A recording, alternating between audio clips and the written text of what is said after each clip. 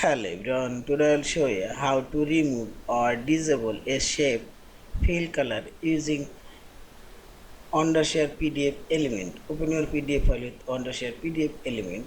Now click on this comment option and this right sidebar. Here you will find this top corner option, this properties option. Select. Now click on this shape and this properties dialog box now activate, and this is fill color option. Click on this down arrow and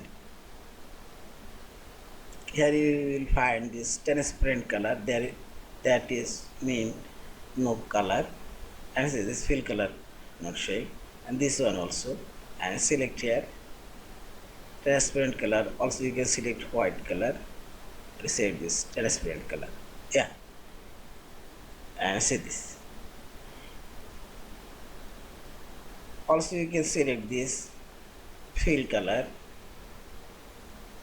and you can make it transparent this way, yeah.